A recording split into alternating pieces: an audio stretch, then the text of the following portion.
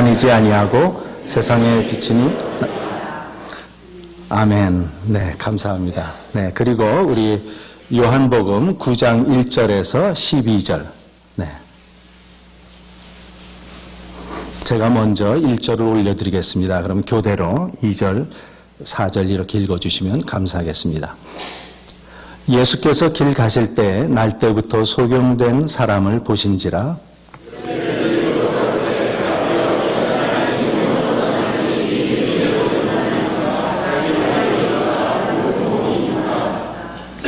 예수께서 대답하시되 이 사람이나 그 부모가 죄를 범한 것이 아니라 그에게서 하나님의 하시는 일을 나타내고자 하심이니라.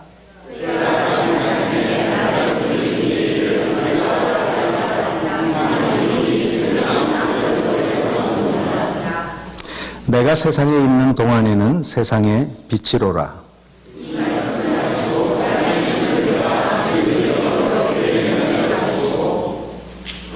다 같이 함께 읽도록 하겠습니다. 이르시되 실로암 못에 가서 씻으라 하시니 밝은 눈으로 돌아왔더라.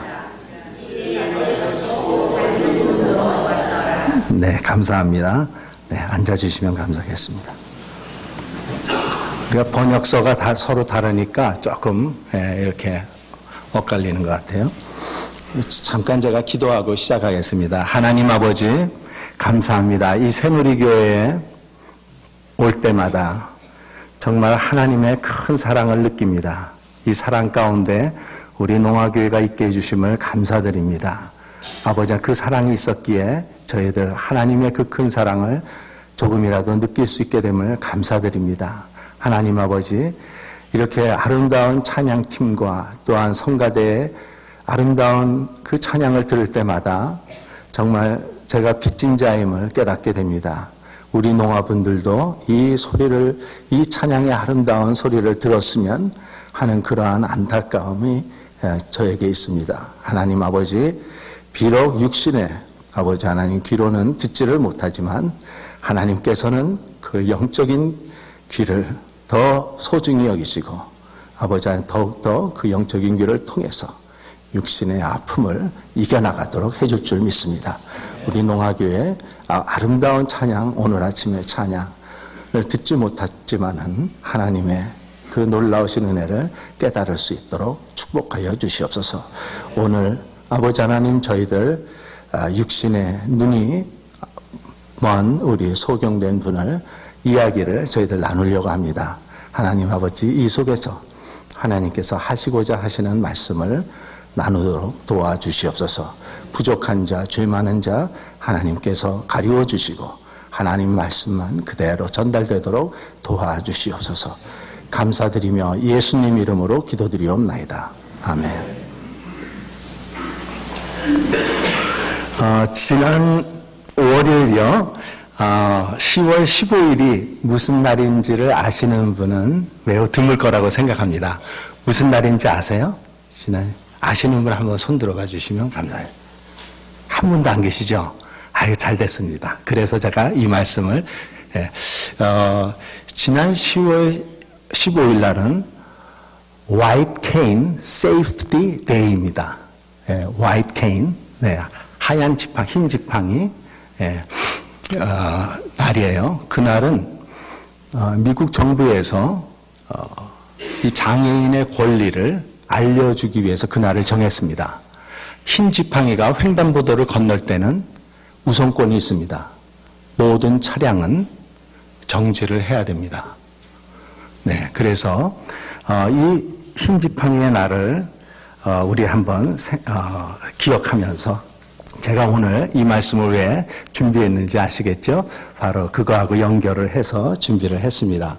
우리가 생후 19개월 만에 질병으로 인해 청각과 시각을 잃었으면서도 정치 활동 및 교육자로서 헌신한 우리 헬렌 켈러를 잘 알고 있을 것입니다.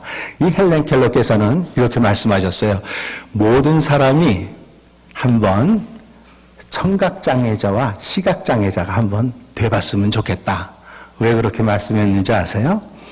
왜냐하면 그렇게 되면 우리가 일상적으로 듣고 보고 말하고 하는 것이 얼마나 감사한지를 깨달을 수 있을 거다.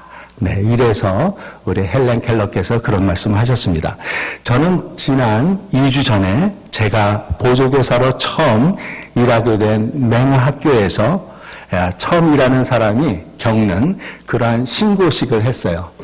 어떤 신고식이냐 하면요, 눈 가리개로 눈을 가립니다. 그리고 흰 지팡이에 의지해서 우리 보행교사가 지시하는 대로 가는 거예요. 찾아가는 거예요. 라이브러리 가라. 그럼 라이브러리 찾아가고, 아니면 카페테리아 가라. 그럼 카페테리아 찾아가고, 네, 이렇게 합니다. 이렇게 하면서 저는 우리 앞을 보지 못하시는 우리 맹인분들의 그런 어려움을 조금이나마 느낄 수가 있었습니다. 만약에 여러분들께서 시각장애는 아니지만 청각장애인이 돼보고 싶으시다 하면은 저희 교회에 오시면 됩니다. 저희 교회는 이렇게 말없이 수화로만 예배를 드리기 때문에 여러분들께서 그러한 체험을 하실 수가 있습니다. 네, 오늘 헬렌 켈러 여사는 세상에서 가장 아름답고 소중한 것은 보이거나 만져지지 않으며 다만 가슴으로만 느낄 수 있다고 하였습니다. 그리고 아주 중요한 말씀을 하셨어요. 어떤 말씀을 하셨냐 하면, 나는 나의 역경에 대하여 하나님께 감사한다. 왜냐하면 나는 나의 역경을 통해서 내 자신, 또 나의 일, 그리고 나의 하나님을 발견할 수 있었기 때문이라고 하였습니다. 신체 장애를 갖는 것은 굉장한 어려움입니다. 이것이야말로 큰 비극입니다. 그런데 이 헬렌 켈러 여사가 그런 맹인이 되었음에도 불구하고, 또 말하지 못하는 농인이 되었음에도 불구하고 오히려 감사한다고 얘기를 하셨어요. 왜냐하면 그 하나님을 만났기 때문에, 예수 그리스도의 하나님, 그분을 만났기 때문에 감사한다고 했습니다. 저희는 다시 한번 느껴볼 수가 있습니다. 우리가 육적인 소경보다 영적인 소경이 얼마나 불쌍한가. 육적인 소경은 이 땅에서 유한된 기간만 소경으로 살면 됩니다. 그리고 영원한 삶이 기다리고 있어요. 그러나 영적인 소경은 이 땅에서 유한한 기간만 보게 되고 영원한 세상에서 보지 못합니다. 그렇기 때문에 우리는 영적인 소경이 얼마나 더 불쌍한가, 그것에 대해서 한번 생각해 봤으면 좋겠습니다. 오늘 우리는 우리 모두가 영적인 소경은 아닌가 하는 것을 한번 생각해 봤으면 좋겠습니다.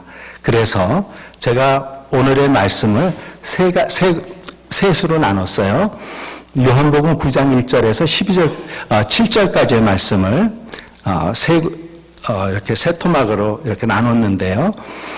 1절과 2절, 그리고 3절과 4절과 5절로 나누어 보았습니다.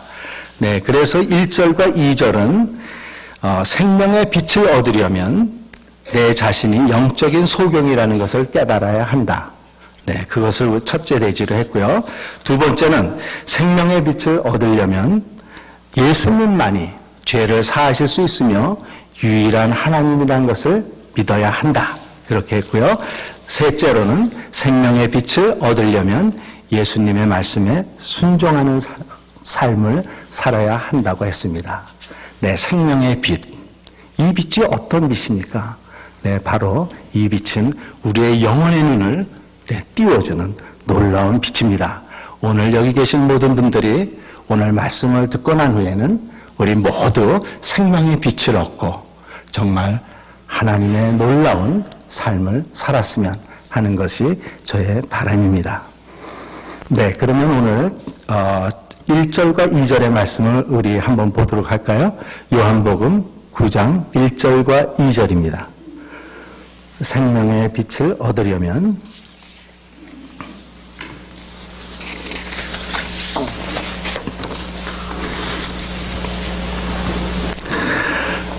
예수께서 길 가실 때 날 때부터 소경된 사람을 보신지라. 2절 제자들이 물어 가로되 라삐여 이 사람이 소경으로 난 것이 네 죄로 인함이오니이까 자기 오니이까 그 부모 오니이까. 네, 예수님께서 길을 가실 때 한 소경된 분을 보게 되었습니다.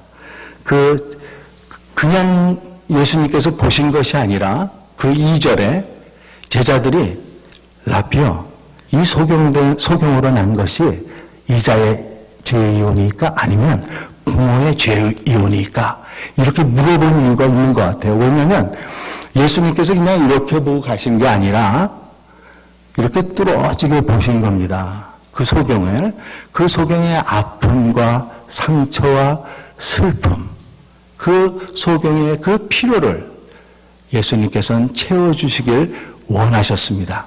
그래서 이렇게 뚫어지게 보셨습니다. 만약에 이분이 소경이 아니었다면 예수님께서 그렇게 뚫어지게 보셨을까요? 그렇지 않겠죠? 이분이 소경이었기 때문에. 그렇다면 우리가 육신의 소경은 보지 못하는 것이라고 아는데 영적인 소경은 무엇을 얘기할까요?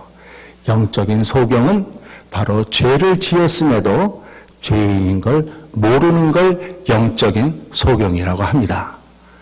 우리 모두는 우리가 영적인 소경이라는 것을 아마 아셔야 될 거라고 생각을 해요. 그래서 그 하나님의 그 놀라운 생명의 빛을 얻으려면 바로 내 자신이 소경임을, 내 자신이 죄인임을 깨달아야 합니다. 만약 깨닫지 못한다면 한번 하나님 말씀 속에서 기도해 보시기 바랍니다. 이렇게 교회에 오면서 내 자신이 죄인인지를 모르는 거, 그게 가장 불행하고 그게 가장 비극적입니다. 왜냐하면 예수님은 그것을 통해서 만나주시고 그분을 바라보시기 때문입니다. 우리 부부가 함께 오셨는데 한번 부부끼리 한번 얼굴을 보실 수 있으세요? 네. 그냥 보지 마시고 우리 예수님처럼 한번 뚫어지게 당신의 필요는 무엇입니까? 당신의 아픔은 무엇입니까? 당신의 고통은 무엇입니까?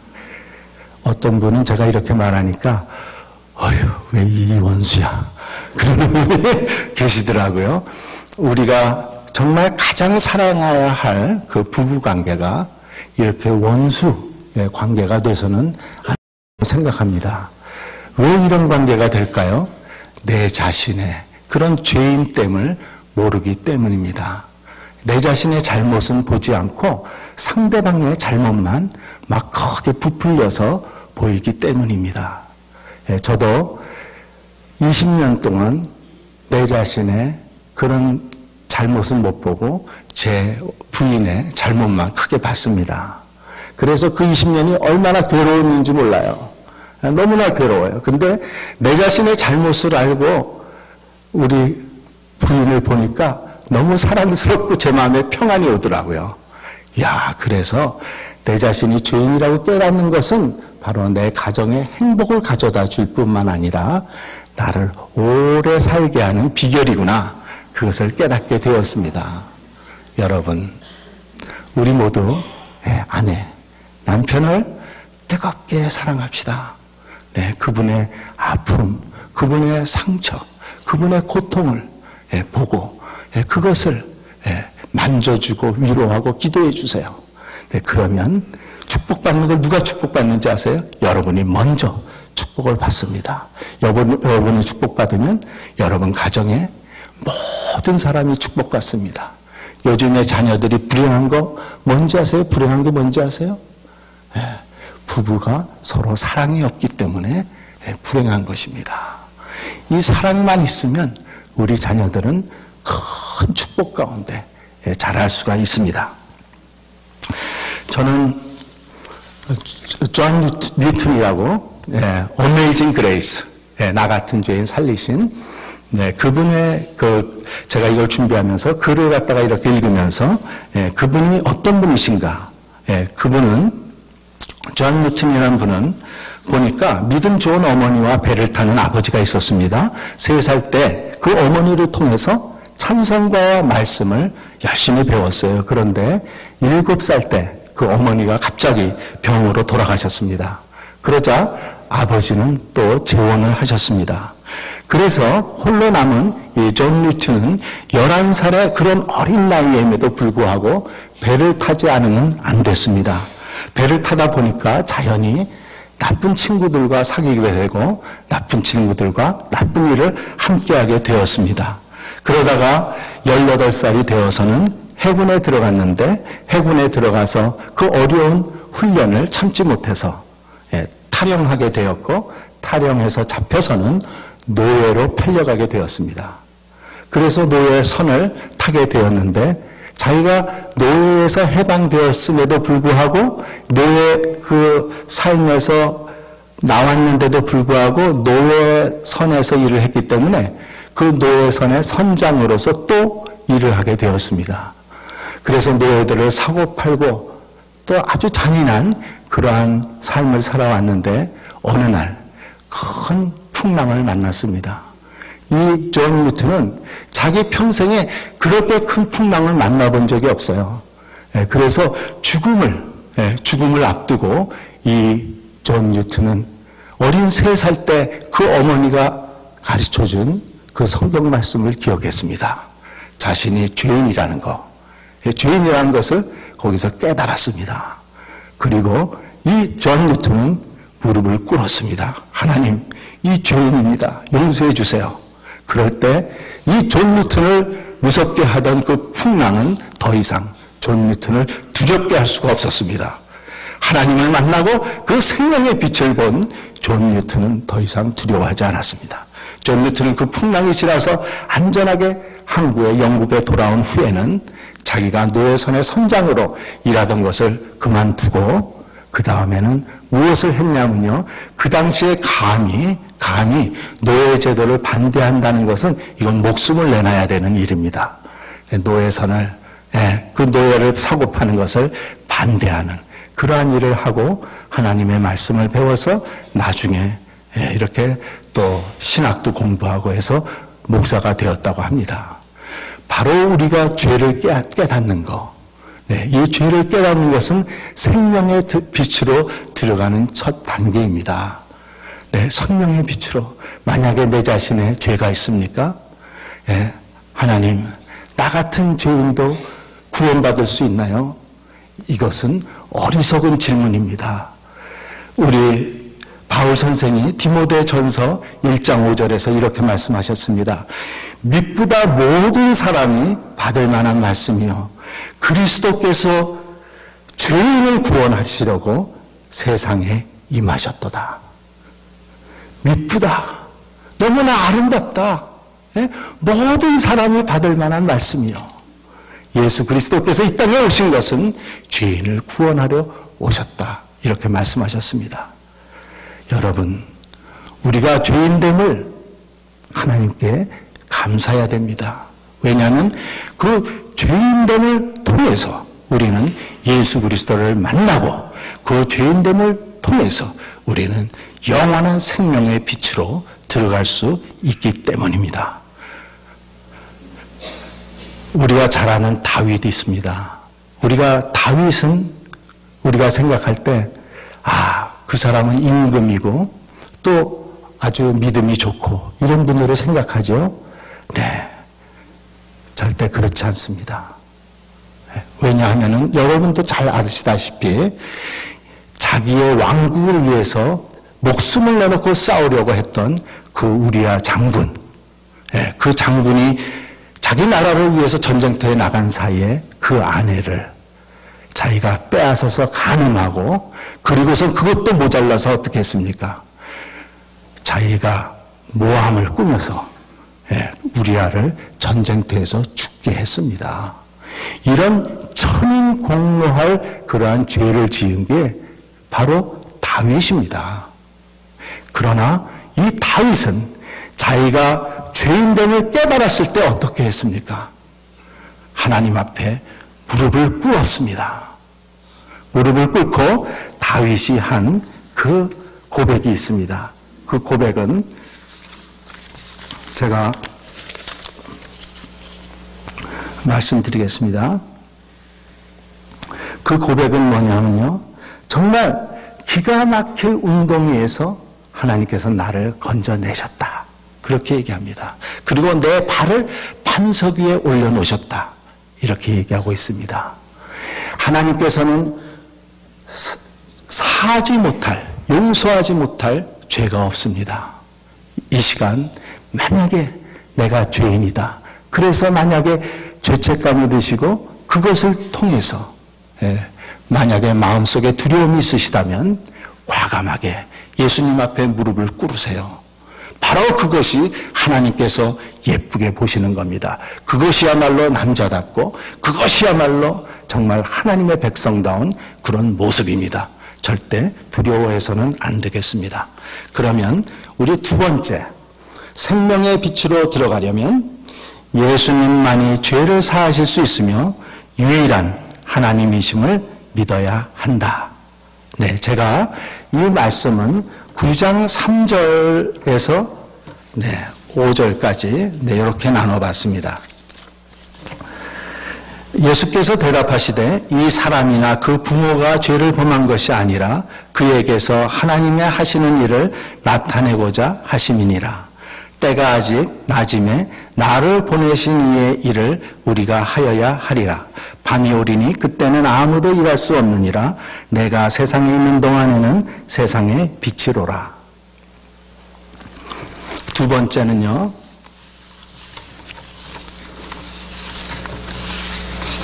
생명의 빛을 얻으려면 예수님만이 죄를 사하실 수 있으며 유일한 하나님이심을 믿어야 한다는 것입니다.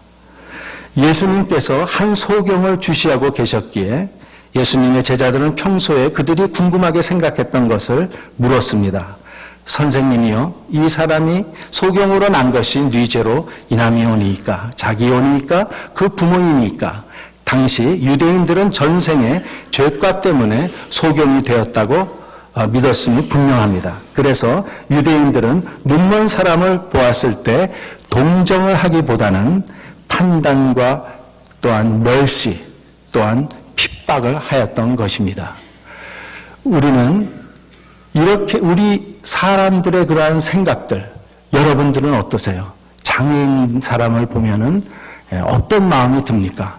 아, 저 사람은 아마 뭐가 잘못됐나 봐. 이렇게 처음에 생각하는 경우가 많은 것 같아요. 우리 새누리교회는 그렇지 않죠? 우리 농화교회가 그동안 오래 이렇게 있을 수 있었으니까. 근데 보면은 일반적으로 사람들이 금방 머리에 떠오르는 것이, 뭐가 잘못돼서 그렇지? 아마 이렇게 뭐가 그 유전인가? 뭐 이렇게도 생각합니다. 네, 그런데 오늘 예수님의 그 말씀은 너무나 놀랍습니다. 이 사람이나 그 부모가 죄 때문이 아니라 그 분을 통해서 하나님의 일을 나타내려 한다고 얘기하셨습니다. 너무나 놀랍습니다. 그냥 이 사람의 죄나 또 부모의 죄가 아니야. 그렇게 될 수 있어. 이 정도 얘기하면은 이해가 될 텐데, 이분에게 말씀이 뭐냐면, 이 사람을 통해서 하나님의 일을 나타내려 한다고 설상가상 이렇게 말씀을 해주셨습니다. 네, 바로 이 말씀이 무엇이겠습니까? 요한은 요한복음 6장에서 이렇게 얘기하고 있습니다. 하나님의 일이란 하나님의 보내신 자를 믿는 것이라고 합니다. 하나님의 일이 무엇입니까? 하나님의 보내신 자를 믿는 겁니다. 그렇다면은 우리의 그 죄는 바로 하나님을 믿기 위해서 하나님이 잠시 사탄에게 허락한 그러한 죄라고 볼 수가 있겠습니다. 우리는 하나님을 믿어야 이 생명의 빛을 얻을 수가 있습니다. 오직 예수 그리스도만이 나의 죄를 사하실 수가 있다. 이러한 그런 생각과 믿음을 가져야만 됩니다. 9장 3절과 4절과 5절을 우리가 함께 묶어서 이렇게 생각해 보았는데요. 요한복음 1장 1절에서 4절까지 말씀은 이렇습니다. 태초에 말씀이 계시니라. 이 말씀이 하나님과 함께 계셨으니 이 말씀은 곧 하나님이시니라. 그가 태초에 하나님과 함께 계셨고 만물이 그로 말미암아 지은 바 되었으니 지은 것이 하나도 그가 없이는 된 것이 없느니라. 그 안에 생명이 있었으니 이 생명은 사람들의 빛이라 했습니다. 이 빛은 곧 예수 그리스도입니다. 예수 그리스도는 하나님이십니다. 태초에 예수 그리스도께서 이 땅을 창조하시고 또 예수 그리스도께서 빛으로 오셔서 소경인 우리의 눈을 보게 해주시는 것입니다. 우리는 이러한 믿음이 있어야겠습니다. 제가 한 분 더 소개해 드릴게요. 이러한 믿음 가운데 생명의 빛으로 들어가신 분입니다. 누구냐 하면요, 김우수라는 분입니다.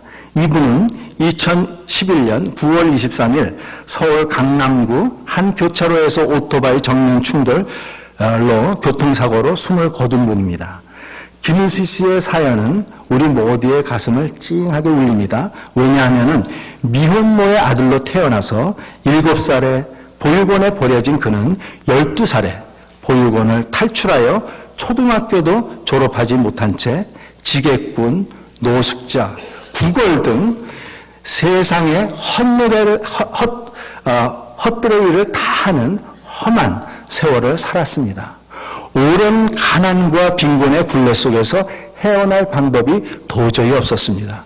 항상 혼자였고 항상 배고팠습니다. 밑바닥 인생은 그러했습니다. 그러던 중에 이분이 술을 먹고 홧김에 불을 질렀는데 이 불이 커졌어요. 그래갖고 방화범으로 붙들려서 1년 6개월 징역을 살게 됩니다. 1년 6개월 징역을 사는 동안에 이분은 자기의 인생을 비관했어요. 나는 이제는 도저히 내 힘으로는 어떻게 해볼 수가 없다. 내가 밥 세끼도 먹을 수가 없고 천덕꾸러기로 이렇게 살고 이제는 감옥까지 들어와 있으니 내가 할 수 있는 게 무엇이냐. 차라리 죽는 게 낫다. 이럴 때 그 교도소에서 복음을 전하는 그 복음 전도자의 말씀을 듣게 되었습니다.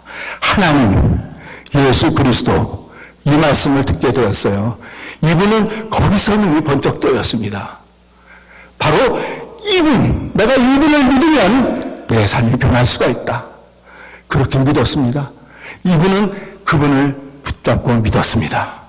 그러던 어느 날 사과나무라는 그 잡지를 통해서 그 부모 없는 아이들의 일대의 결혼을 맺어주는 그러한 기사를 보게 되었습니다. 그 아이들의 사연을 읽으면서 이분은 마치 자기 얘기를 듣는 것처럼 생각이 되어서 그 사연을 읽으면서 울고 또 울고 그 다음 날도 울고 울면서 잠을 자고 그랬습니다.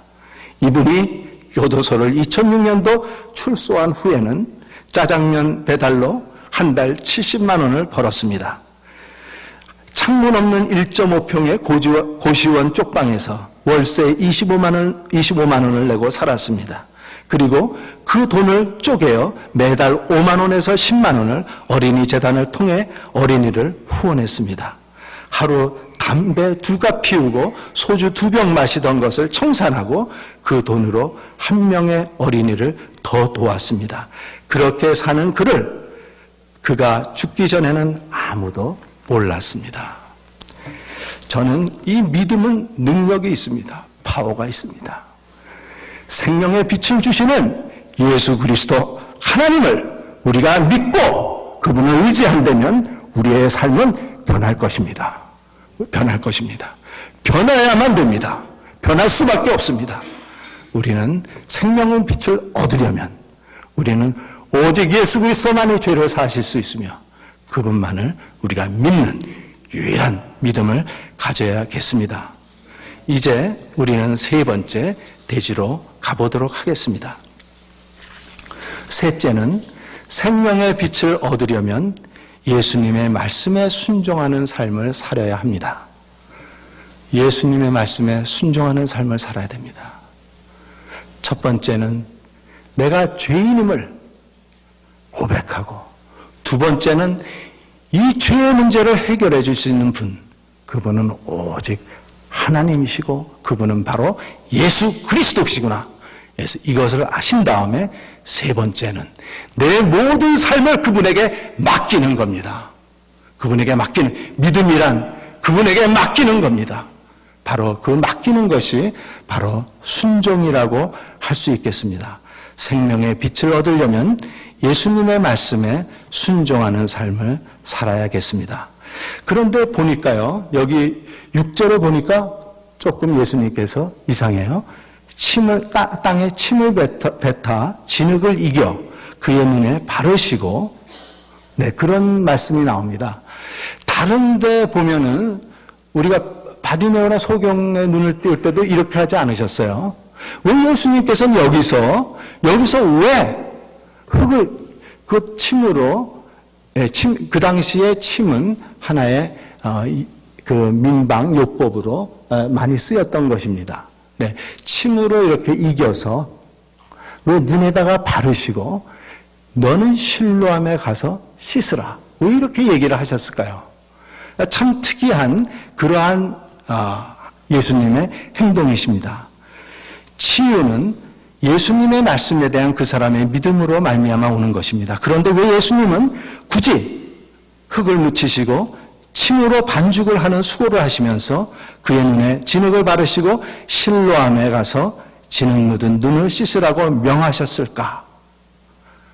네, 참 이것이 궁금한 것입니다. 그런데 우리가 이것을 열왕기하 5장 10절에서 14절에 나만 장군의 그러한 것을 보면은 우리가 이해가 될 수 있을 것 같습니다. 나만 장군이 문둥병에 걸렸을 때 너는 요단강에 가서 7번 내 몸을 씻으라. 아니, 요단강, 그 조그만 요단강에 가서 내 몸을 씻은다 한들 날 게 무엇냐? 이렇게 생각한다면 치유가 되지 않습니다. 그러나 그 말씀에 순종해서 내 생각을 버리고 그 말씀에 의지해서 나아갈 때 바로 역사는 일어나는 것입니다. 바로 이 순종에는 놀라운 역사가 있습니다. 베드로가 밤이 맞도록 수고해서 고기를 잡았는데 잡은 것이 하나도 없습니다. 정말 아침 이슬을 맞으면서 정말 낙심해서 오늘 하루는 가족을 무엇으로 먹이나 이런 낙심되고 좌절되고 정말 두려움과 걱정 가운데 들어왔을 때 예수님께서 너는 가서 깊은 데 가서 그물을 던지라, 이 말을 했을 때, 이 말씀을 들었을 때 베드로는 여러 가지 생각을 했을 겁니다. 아니, 이 시간에는 고기가 얕은 곳에서 노는데 왜 나한테 깊은 곳에 가서 하라고 그래? 그래도 내가 이 정말 뱃사공을 한 지가 얼마나 오래되는데, 자기의 생각과 지식으로 했다면 그 베드로는 놀라운 역사를 못 보았을 것입니다. 그러나 베드로가 무슨 대답을 했죠? 말씀에 의지하여 그물을 내리리이다 하고 깊은 데 가서 그물을 던졌습니다. 건졌더니 너무나 무거워요. 동료들을 불러서 건졌더니 그 그물이 견디질 못하고 틀어져 나갔습니다. 하나님의 말씀에 순종할 때 우리는 놀라운 역사를 맛볼 겁니다. 그 놀라운 역사를 맛볼 거예요. 그 놀라운 역사는 순종하는 사람만이 알 수가 있습니다. 평생 순종해본 사람 없는 사람, 이분들은 그 맛을 몰라요. 그 맛을 모르면 절대 순종이란 없습니다. 우리가 이 순종을 하면서 생명의 그 빛을 얻은 사람, 그분을 또 한 분 제가 소개해드리겠습니다. 케이리 데이비스라는 여자분입니다. 이분이 지은 책 엄마라고 불러도 돼요? 이 책 읽어보신 분 있으세요? 없으세요? 제가 잘 준비해왔네. 네. 오늘 뭐가 됩니다. 네.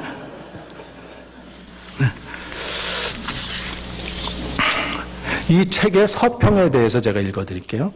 이 책은 예수님을 사랑하면서부터 나 자신의 계획, 나를 향한 다른 사람들의 계획은 틀어지기 시작했다. 거대한 사랑이 내 안에 꿈틀거렸고 그 사랑이 나를 새로운 삶으로 이끌기 시작했다. 미국을 떠난 우간다에서 사는 삶, 처녀로서 14명의 우간다 아이들의 엄마로 사는 삶, 이 모든 것은 케이리의 인생 계획표에는 없었다. 그러나 하나님의 계획은 그녀의 계획과 달랐고 하나님이 부르실 때 그녀는 망설이지 않고 순종했다. 대학 입학하기 전 1년만 머물 작정으로 선교 여행을 떠났던 우간다였다. 그러나 어느 날 애처로운 상황에 처해 잠시 맡아 돌봐주던 5살 배기 스코비아가 어렵사리 꺼낸 한마디, 엄마라고 불러도 돼요? 라는 말이 그녀의 삶을 새로운 지경으로 이끌게 된다. 이제 그녀는 선교사나 구호기관의 일원이 아닌 우간다 아이들의 진짜 엄마가 되고 그들의 진짜 가족으로 평생 그 땅에서 살기로 결정한다. 이 책은 저자를 초인이나 성자로 지켜 세우지 않는다.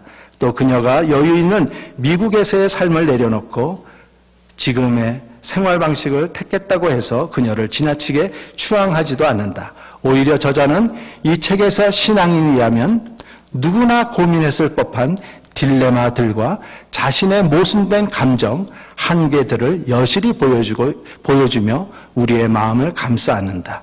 그리고 18살 한 평범한 소녀가 하나님을 사랑해서 그분이 주시는 마음에 무조건 예하고 순종했을 때 펼쳐지는 놀라운 기적의 현장으로 우리를 초대한다. 독자들은 매 페이지마다 그녀와 함께 웃고 울게 될 것이다. 그러면서 우리에게 선택의 순간이 왔음을 깨닫게 될 것이다. 이 책을 통해 순종하는 이들에게 하나님이 얼마나 놀랍고 실제적으로 필요를 공급해 주시는지, 하나님의 주권과 다스림 안에서 산다는 것이 무엇인지, 하나님 대신 우리가 지금 얼마나 다른 것들에 의지하며 살고 있는지 확인하라. 그리고 이제 매 순간 하나님을 선택하라. 하나님의 부르심에 순종하면 진짜 인생이 열린다. 이렇게 서평을 했습니다. 이 케일이라는 이 아가씨는요, 제가 잠깐 보니까 죄송합니다.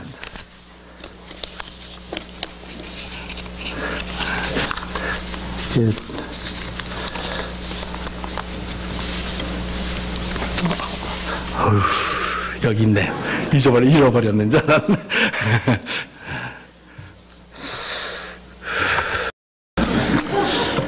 테네시 내슈빌에서 태어났습니다. 네, 그러다가 18살 때 선교 여행을 간 거죠. 그렇다고 해서 또 여러분 우리 자녀들 선교 여행 보내면 안 되겠다, 이렇게 생각하는 분 계십니까? 네, 그 사람들은 절대로 생명의 빛을 얻을 수 없습니다. 네. 이분은 학급 회장도 하고, 그리고 퀸카라는 그런 별명도 얻고, 그리고 공부도 1등하고, 그리고 집도 잘 살아서 아주 질 좋은 그런 잘 빠진 스포츠카를 모는 그러한 아가씨였다고 합니다. 그런데 12살에 예수님에 대해 알게 되었고, 그부터 가난한 사람들에게 마음을 갖게 되었대요. 그러면서 항상 이분이 하려고 했던 것은 순종이라고 했습니다. 네, 바로 이 순종이 케이리로 하여금 정말 우간다의 정말 진주 같은 그런 엄마가 되게 하셨습니다. 그런데 제가 이 글을 읽고 또 이분에게 댓글을 다신 분, 이 서평을 읽고 댓글을 다는 분의 댓글이 너무나 좋아서 제가 또 한번 읽어드렸으면 좋겠습니다. 시간이 너무나 많이 갔지만 그래도 한번 읽어드릴게요. 네.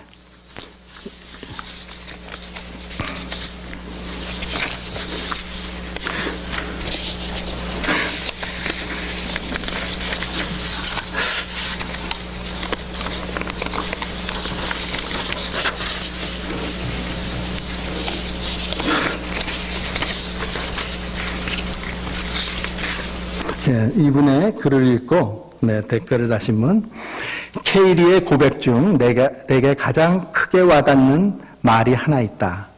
하루를 꼬박 힘들게 보내고 나면 내게 유일한 위로요 힘을 제공하는 분은 하나님 뿐이시다. 그렇다.